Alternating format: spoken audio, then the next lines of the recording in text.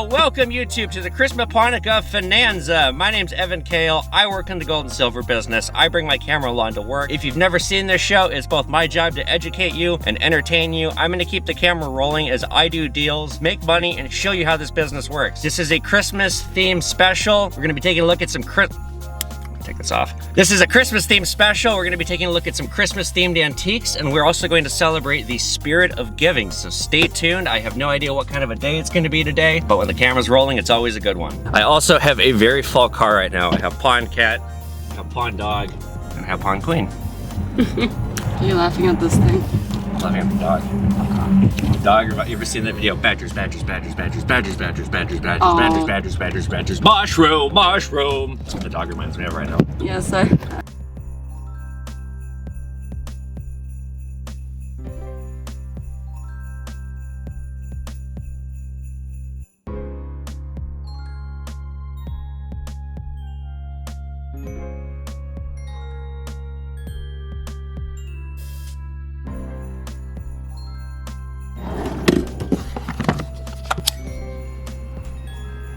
All right, so the first thing I gotta do is ship everything out on eBay and then on TikTok. Luckily, I've hired help, as I told you guys, so that's being done right now as I'm over here with the camera. Do you need help? Are you good?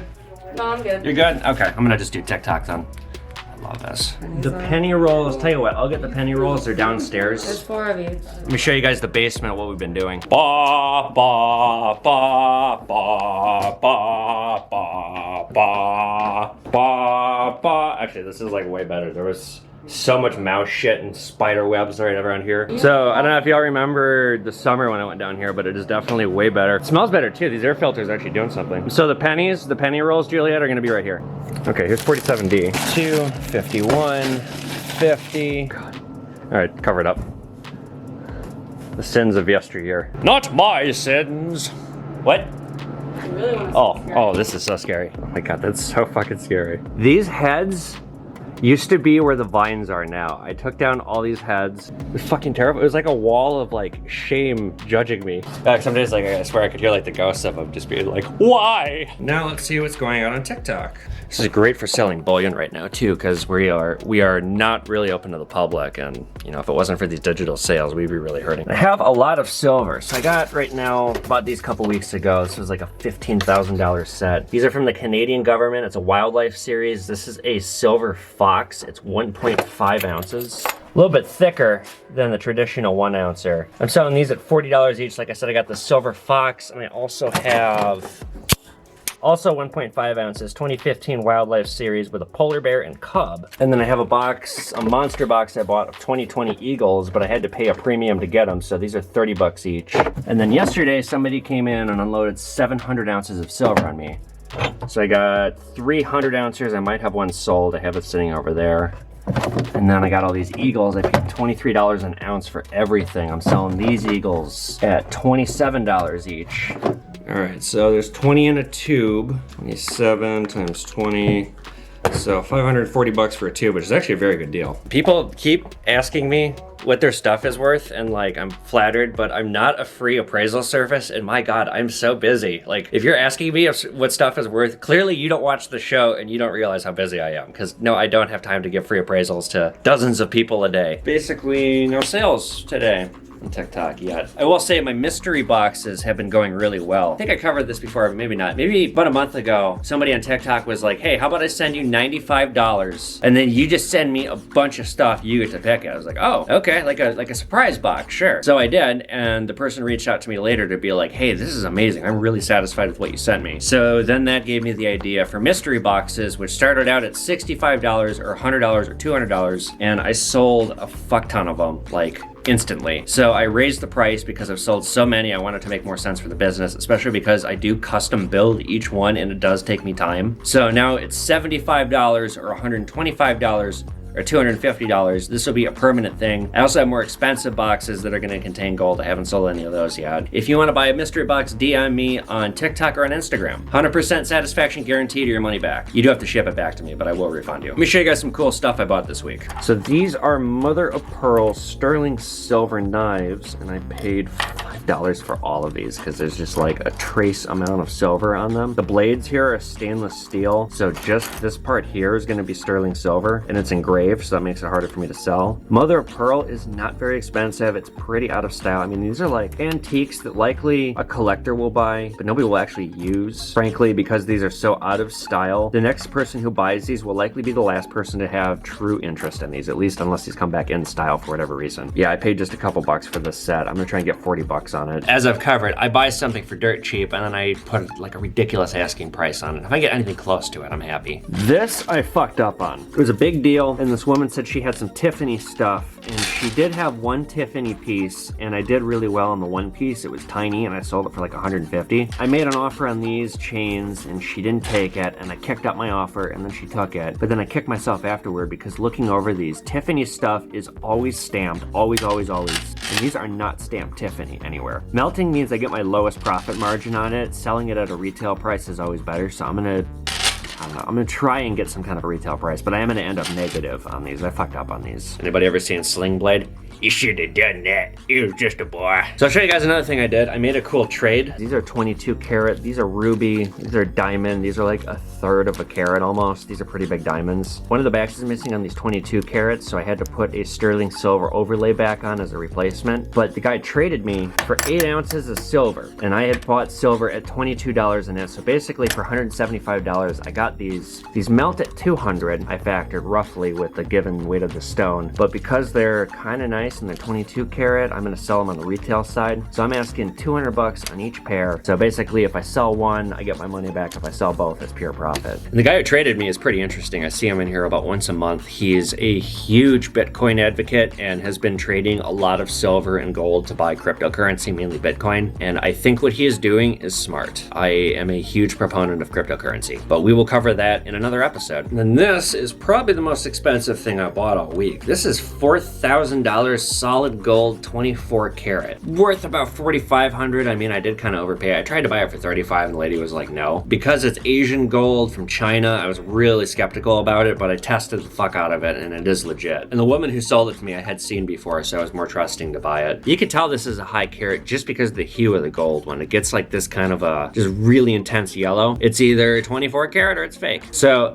unfortunately, I probably will not be able to sell this at a retail angle. I had another dealer look at it and he only offered me 200 bucks above what I paid. I want to get more money out of it than that. You know, fuck, if I'm gonna sink $4,000, I'm gonna make more than 200. So still waiting to figure out what I'm gonna do. I can't sell this on eBay because I don't think I could get 5,300, 5,400, and with eBay's fees, it just wouldn't be feasible. And I had another jeweler I know look at it and he basically was like, yeah, I don't have a buyer for that. So I'm still figuring out what I'm going to do, if I'm gonna just throw this thing in a melt bucket or what's gonna happen.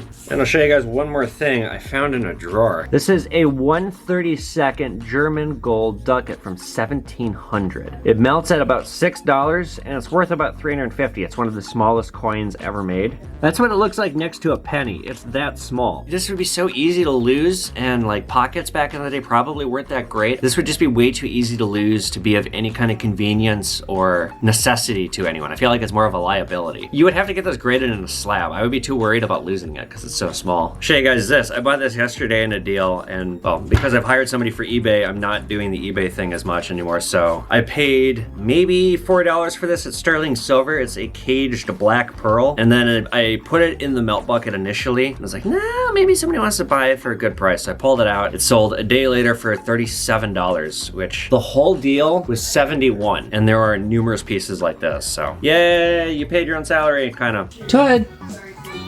Hi, Todd. So let's talk about the 3-cent nickel, which came in 2 different varieties, silver and nickel. The United States government has made a lot of interesting and unique and both popular and unpopular coins throughout the years. They made a 2-cent piece, a 3-cent piece, they even had a 20-cent piece for a little bit. A lot of people don't know. Okay, I'll put you down. A lot of people don't know that. So the 3-cent piece was in circulation from 1851 to 1889. However, it came in 2 different forms, like I said, nickel and silver. The reasoning is kind of complex. I mean, the basic answer is they were just experimenting with different kinds of alloys at the mint. The 1850s in particular was a very rich year for patterns or trial coins. Coins that they propose, they check them out, they'll make a small amount, they'll make anywhere from a handful to as many as a couple thousand. And then ultimately the mint will make up their mind if they want to roll with it or not. Usually they don't. So many fucking noises right now. Anyway, so the Mint made this with two different alloys, silver and nickel. This is the silver one. I had an uncirculated one that I sold for about $100. I really do like this design. It's got the 6-pointed star on the obverse and this weird, it's like a Roman numeral 3 with like a weird like crescent moon kind of wrapped around it on the reverse. They made this one from 1851 to 1873, but after 1862, it was pretty rare to find this piece. The nickel took over in 1865 and it went all the way through 1889, but it was never very popular. It was just kind of an odd duck number and the public didn't really like spending 3 cents. It also doesn't say the actual value of it anywhere on the coin. It just has a Roman numeral 3. It doesn't say 3 cents on it. One of the only US coins to do that. If you come across something like this, if it's in really bad shape, you can expect to pay around 10 or 15 bucks for it. If it's in uncirculated shape, it could be as much as 100, it could be as much as 20,000. It all depends on the variety. Hello. Hi. Can I help you? Sure. I have a couple of audio connectors. I was wondering if you could tell me if this is gold or not. Yeah, sure. Why don't you pass it under here? Let me check it out. All right. All right, so this is unusual. These are audio, it says audio equipment, and I never see this kind of stuff. So we're gonna check it out, see if it's gold. I doubt it. Make a little mark here. Okay, so the 14 ate through it, and the 10's eaten through it. So it's probably plated. There you go, see it disappearing there? It's fake. The bottom line is no. It's not gold. No, it's not gold. On either of them. No. Okay. Might be plated, but it would just be, here you go. Trace amounts. Like, Okay. so inconsequential that's basically nothing. Good to All right, know. thank you, sir. Have a good day. I'll show you guys what I'm doing here. So I have this thick ass bulletproof glass. You come in here, I deal with you through this. There's a little slot so nobody can fucking cough on me. Really, I should have worn a mask even for that, but you know. I have a giant sign. It says no walk-ins. People walk right past the giant sign and walk in. And then they're baffled when they're like, what do you mean no walk-ins? There's a big sign. The silver guy? Yeah, he's coming in now. Oh shit, he's coming in now? Okay. Well, good news, bad news, gang. Good news is there's a big deal coming in full of silver. The bad news is it's gonna eat up all of our cash. I had somebody in TikTok ask about these French popper coins. So I'm gonna try and sell him one or more. And I just sold 40 ounces of silver. Right on. And I got this tube Eagles sold. Nice. You know, it's funny. Most of my TikTok sales are being done through Venmo. And every time we do a sale, there's a cash register sound that rings on my boss's phone. So like in the middle of the night, he's been getting sales and it goes to his Bluetooth, which goes to his hearing aids. So he'll just like in his head, he'll just hear like a cash register. And it's a constant reminder that I'm a valuable asset. And I might have done that on purpose. Yeah, it's funny. I came in here and I didn't have any TikTok sales. And now I have a few of them because I posted one video. Like every time I post a video, I get new inquiries and new people wanting to buy stuff. It's great. So the way that I have to run and do this is kind of disorganized and I'm getting a lot of requests every day and it doesn't help that people are messaging me to appraise their coins too. So basically I gotta do everything by hand and it starts with I have to make an invoice, write it out, and then physically package it up. And then later on I have to go to the post office, and because of the virus and Christmas, it's like the worst time in the world to go to the post office. So shit, no, but we didn't do any business in the store yesterday. We just did business online, like mostly on TikTok. So price of doing business? Yeah, I'm gonna put that ridiculous hat back on too. I did go hog wild for you on this thing, but I also thought it was a last minute thing to bring that text for you because I thought, you know what, this is a big Byzantine sort of a thing, and I want to be able to have him just sit down and figure out what he needs, and then you have it here. Chuck was talking about me selling these. I'm not interested in selling. You know how many, I got a lot of people messaging me if they were for sale. I made one video about them yesterday. And I just had to put a comment, they are not for sale, all capital letters, so people stop asking me. How much is it all worth? $3,000 in there? No, okay. I would think so, because there's some of them it's these little things, they're tinies, and then they start to add up.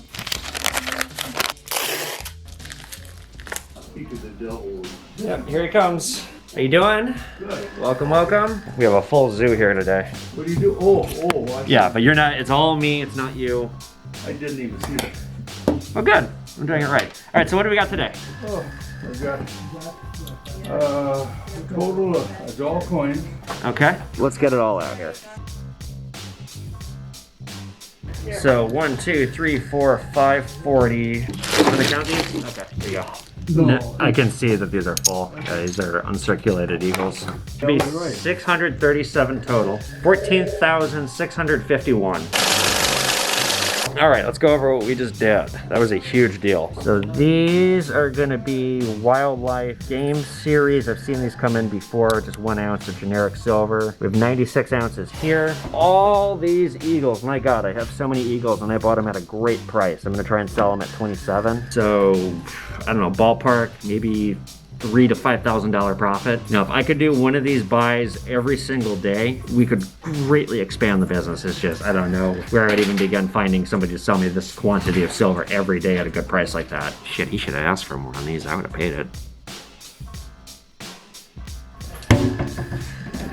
For the informative part of today's episode, I'm very excited. We're going to be talking about Christmas ornaments, Christmas decorations, and the history of Christmas ornamental glass blowing. So a lot of this, you may not know, comes from Germany. In fact, I would say most of the Christmas tradition as we know it largely comes from Germany, particularly around the 1700s or so. Christmas was seen as a holiday for a very particular sect of Christianity, but then it started to expand. And with its expansion came new traditions. The idea of bringing a tree into the home on Christmas traditionally was done on Christmas Eve and decorated on Christmas Eve, and it was kept in the house until January 6th. Now, obviously now in America, I mean, it's like Thanksgiving is when we start putting up the tree, or the day after, I think, is the unofficial official day where it's appropriate. And frankly, if you leave your Christmas decorations up till January 6th, you're a schmuck, says this Jew. So with Christmas ornaments in the tree became more and more complex, and originally in Victorian times, it was decorated with fruit and nuts. Now, the culture of glass Christmas ornaments, it got popular, really popular in Germany, probably around the 1700s. In 1863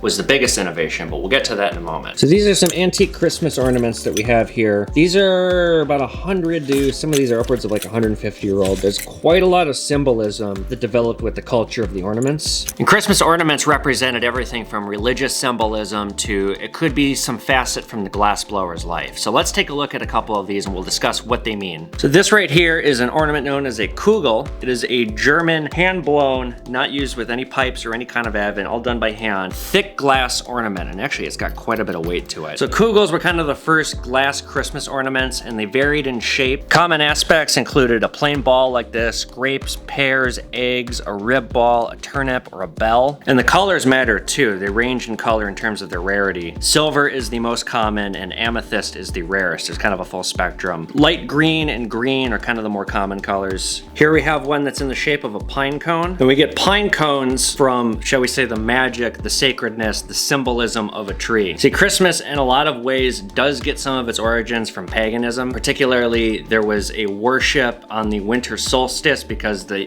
pagans thought that the sun would get weaker because it was ill, and they would celebrate the winter solstice because that meant the sun would start to get stronger. So trees were viewed as a symbol of earthly life being strong throughout the year. Pine trees, dark or evergreen trees found in Europe would grow year-round and would be resilient to the winter. So symbolism from the trees made its way onto Christmas tree ornaments. So pine cones are common, icicles are common that form from pine trees or from evergreen trees. This is a more modern one made from paper, but this is another example of a pine cone, which I mean, it's still a symbol that we recognize and use today on trees. The fish was a symbol of Christ, probably should require no further explanation. Instrument-shaped ornaments like this represent the birth of Jesus and the music, the celebration of the coming of Jesus's life. And I found in a book, apparently the saxophone is one of the rarest kinds of antique ornaments that you can find. Horns are pretty common. You guys can see I have another kind of a horn here. None of these are for sale. These were brought to me by our world coin expert. He's also an antiques collector and expert. And he wrote a college level paper, which I have read and I'm using as a source. I also have this fucking great big book I spent hours reading last night about Christmas. Other symbols would be a rose. Roses in Germany are a symbol of Christ and the blood shed by Christ. Fruit, particularly grapes, was popularized in the original tree, and to this day we still have fruit ornaments that are very popular that we hang in trees as a tradition to the old nostalgia. So like this right here is a pear. Here we have an apple. Fruit was also recognized as a symbol synonymous with the church because churches used to give, and still do, fruit to the poor. Other unusual shapes, a pickle is a German symbol of good luck. There was a tradition where they would hide a pickle in the tree and the kids would look for the pickle, and the pickle every year would get smaller and smaller just to make it harder for the kids to find, and the kid who found the pickle will get good luck for the year. Also, a bird's nest. Birds are messengers from God. They bring the word of peace and good luck of God. It was said that if you found a bird's nest in your tree, that would bring good luck to your family for the next year. Other symbols, a King Charles Spaniel, the dog, was a popular symbol of Victorian royalty, and Victorian royalty and the Queen of England kind of made Christmas take off a little bit more. In 1839, Queen Victoria married Prince Albert from Germany, and he brought with him the tradition of the Christmas tree to the royal family, and because the royal family was, you know, the royal family, the popularity of the tree began to take off. Meanwhile, here in America during the Revolutionary War, Hessian mercenaries from Germany brought all their Christmas traditions, and it was noted what they were doing, and people fighting alongside them around Christmas time would take notice of the tradition of the trees and, you know, making a big hoopla about Christmas. Really, I would say modern Christmas as we know it, in America at least, gets its birth in the 1800s. There's an advent of events that all kind of add up and bring us how we know Christmas today. In the 1830s, a young farm worker living in New York just outside of the city had a bunch of extra small evergreen trees growing around his yard, and he cut them all down and he brought them into the city, wondering if he could maybe sell them and jump on this idea of the tree that the Germans had brought over and was starting to take off. And he was astounded that not only did he sell every single one of his trees, but he got way more money than he thought he was going to get. This kind of is the first big sale of Christmas trees in America. It became this idea of, it started as a tabletop tree, a small tree, something like this. But after the Civil War, there was an idea of taking Christmas and making it uniquely American, taking other kinds of cultural aspects and making them uniquely ours. And so this idea of a floor-to-ceiling tree kind of came about in the 1860s. You also, in 1871, had the unification of Germany, which made Germany not only a major world power, but also expanded all of its industries, particularly its glass-blowing sector. And so the ornaments that were being made in Germany suddenly became a much more common global export, and with it, the exportation of Christmas. On top of that, you have Woolworths forming, kind of like Walmart back in the day. And because you have this giant store that is pushing the idea of commercialism and they jump on the Christmas bandwagon too, I mean, suddenly you have commercialism and Christmas going hand in hand. We know how that turned out. Finally, you have massive German immigration, German immigrants coming to America. It's been that way since the Revolutionary War. They're bringing with them their culture. And you have these literary works that are emerging onto the global stage that, you know, everyone kind of comes to know and love, like Charles Dickens' A Christmas Carol. All of this happens in the 1800s. By the time 1900 rolls around, I mean, really, between that and the images of St. Nicholas and the myth of Santa Claus, you have Christmas forming to what we have now. Although I'd say the commercialism is like on crack tenfold now. Shortly before the German unification, the advent in 1867 of gas pipe blowing completely revolutionized glass making and ornament making. When you were blowing ornaments by hand, you couldn't really get too detailed. You certainly couldn't get the ornaments to be very thin like they are now. I mean, this thing has some weight to it. If I threw this at somebody, I'd knock them back. If I threw another Christmas ornament at somebody, they would probably slap it away and it would break. I bet this weighs 2 pounds, 3 pounds. But because of gas pipe blowing, you have the ability to make these beautiful ornaments with extreme detail, unlike anything you could make before. So that is how we get Christmas ornaments today. And I read about this for like 4 hours last night and my head is spinning with ornaments now. But let's take a look at some of the stuff I have here because I have some really cool old stuff. These are all different kinds of ornaments. Good old Saint Nick. I would think these ornaments also are worth anywhere in the neighborhood of like $50 to several $100s each because they're so old. So these here, these are all antique postcards, all depictions of Saint Nick. Merry Christmas. This one's from 1909.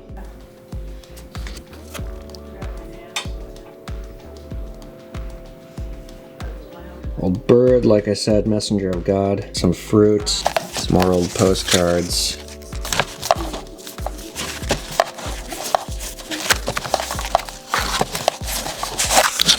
These are old Christmas stamps. 5-cent postage. 1950, 1956, 1951, 1950, Boys Town. Oh, I know all about Boys Town, different kind though. These are old Santa buttons from the 1940s. Christmas lighting, Minneapolis, 1941. This is a Santa token, Santa Claus wishing coin. Christmas 1933. And if you guys have any interest in that segment, what I've been talking about, I would strongly recommend reading this book. It's full of information about Christmas and Christmas ornaments and the history of Christmas and the advent of Christmas. Is like, I mean, what I just gave you is a rudimentary Cliff Notes version of the stuff in this book, and I just found this. This is a really devious looking Saint Nick. You better leave the cookies out. I'll eat the cookies. I'll eat your mother's cookie. For some reason, Saint Nick sounds like Sean Connery. I also want to conclude by saying that there is a huge collector market for Christmas stuff, and the stuff that I just showed you is so collectible and frankly very expensive. In my opinion, it's one of the weirder things to collect, but I can understand, you know, maybe if like your best memories of as a kid or of Christmas, you're gonna want to collect Christmas stuff, or Christmas was like very important to your family, but I just think it's kind of a queer thing to collect, personally. Oh, Jesus Christ. It has been very difficult for me to film today. There's just a lot of background noise, and now the fucking asshole next door is throwing a party. I'm gonna wrap this episode up before I tear my hair out. Okay, so because this is Christmas, and Christmas is the spirit of giving, Pawn Man has some giving to do. I wonder if Santa's circumcised. Ho, ho, ho, and now it's the spirit of giving. I also did not wrap my gifts. Ho, ho, ho, everybody gather round. It's upstairs, everyone gather around. I think, Juliet, this is yours. Oh, really? And I believe, Jill, this is yours. And I'm gonna let you two open them first because I didn't wrap your guys and it's all the same. What? Oh, really? Really? Yep. All right, James. Are you And Chuck. serious? I got you guys matching Adidas so you guys can all match me. Oh my Here you go. God. If you didn't have such a long beard, I'd give you a kiss. Oh, jeez. You guys all know how I always wear Adidas stuff because they're like my favorite brand and I love Gopnik culture. So I got everyone the same. One day. But there is one more entity that I wish to give to you this year, and that is the entity of charity. Education is a subject that is very near and dear to my heart. It is so important. I was fortunate enough to go to a wonderful public school system that armed me with tools that have really helped me succeed in life, and that's the Edina school system. Say what you want about Edina. Excellent school system. I'm so glad I went there. The value of education has left an imprint on me, but not everyone is fortunate enough to go to a good school, and a lot of teachers right now are really hurting. This has been such a tough year for teachers. So what I went and did, I am a big fan of the charity DONORSCHOOSE.org. Donors Choose is a digital charity where teachers in impoverished school districts or teachers that are lacking basic supplies and just need help can go and create petitions for people like you or I to go and help them out. So because there are 12 nights of Christmas, or that's like kind of a Christmas thing, I don't know, it's a bunch of goyim shit, I'm gonna be pasting a link to these projects in the video description. I really hope you guys go and help some of these projects out. They all look like great projects. So let's go through and make Christmas a little brighter for some teachers that really need it. So the first charity that I found is from Miss Cintron in New York City, New York. Her project is called Coding in Corona. She says, help me give my students a classroom set of Ozobot Evo so they can explore the benefits of robotics and coding. Without getting too much into it, I think coding and robotics and that whole field is so important for kids now. I mean, fuck, I wish they would have taught me coding instead of cursive. I would be at a huge, as I go off about how great the Edina school system is. I went to elementary school in the 90s, so they weren't really teaching coding back then to kids. Anyway, so Miss Cintron needs $1,321 as of right now. She has 11 donors, so I'm gonna give her 40 bucks. All right, there you go, Miss Cintron. There's $40 closer to your goal. That's right, happy holidays from the Pawn Man. Miss Messick in Chattaroy, Wisconsin has a project called All Black Authors Working Toward a Truly Inclusive Curriculum. Okay, so the next classroom that we are donating to, 3D printing is important. So Miss Boland in Richmond Hill, Georgia has a project called 3D Printing and Beyond. Help me give my students filament for our 3D printer so every child can print their own scale model. Okay, I'm gonna give you 20 bucks. You taking off? I'll see you tomorrow. I'll be bringing coffee for everybody. Thank you. All right, so next up in Santa Ana, California, Ms. Daughtry, award-inspiring artist. Help me give my students art supplies to foster their creativity. As an artist and somebody who took a lot of art classes, especially in my time in elementary, middle, and high school, this is important. So you get 25 bucks. Next up, let's make sure this wasn't funded. Miss Summer in Eagle, Colorado has a project called Becoming Published Authors. Help me give my students blank books and markers for the opportunity to publish their own version of a traditional folktale. I once had a project that was similar to this, and it had a huge impact on me, so I'm for sure gonna be donating to this. So how about 20 bucks? Okay, next up, Miss Rodriguez in Benson, Arizona needs art supplies for first grade, $25. Okay, next up, glass fusing with my 5th graders from Miss Carson in South Carolina. Help me give my students a change to create art with glass fusing. Glass fusing is like magic. I don't know anything about this. It seemed very unusual, but it seemed kind of cool. So, all right, glass fusing, why not? 25 bucks. Happy holidays from the Pond Man. The next one I found was from Mr. Dement in St. Clair, Missouri. The project is called Powered Up. Help me give my students batteries to operate cordless power tools in their stagecraft class. So nobody has donated to this one yet, so really it's my hope that you guys see something like this where no one's donated. This guy's got he's got a month left, expires on January 10th. So I'm gonna give you 30. Okay, we got 3 left. Again, nobody has donated to this one. This is Miss Courtney Trapp in Kennard, Texas. Her students live in a low-income, high-poverty rural area. They are a 1A school. It's so tiny the grades K through 12 are on the same campus, and the teacher is from the town. Help my students be, all caps, heard. They need a new PA system, which is pretty important. So I'll give you 40. Again, it's like I went to like a really good school, and I just can't imagine a school without a PA system. Okay, so there's 40 for them. We got 2 left. This one needs a lot of money. Probably why I picked it.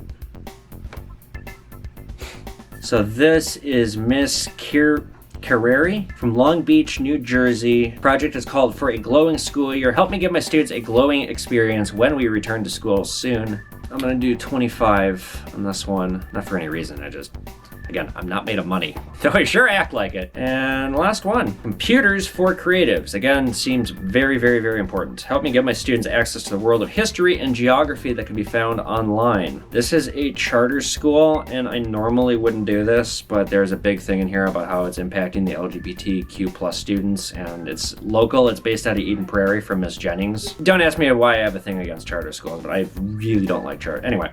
I am going to donate to this charity. So here's 25 bucks, Miss Jennings, and I hope this helps. So again, you guys, all these charities are in the video description. Anything you can donate, I'm sure it'll help them a ton. When I was running my little Macy's shoe operation, part of my profits were going to DONORSCHOOSE.org. It's, again, just a great charity. And on that note, you guys, I'm going to end the episode. If you guys have any questions about this business, anything you want to see in a future episode or anything else, put it in the comment section. I'm going to be drawing a random number between 1 and 2020, so you only get 1 guess to start. I'm gonna see if I can make it, somebody will get luckier this time. So put your guess in the comments section. Subscribe and follow me here on TikTok and Instagram at Evan Kale and at Pawnman. Hit that notifications button so you know when new episodes are coming out, and I will see you guys back here for another episode. Happy holidays, Happy New Year, all the best in 2021, despite all the terrible things. This has been one of the best years of my life, so thank you guys so much. Catch you guys later.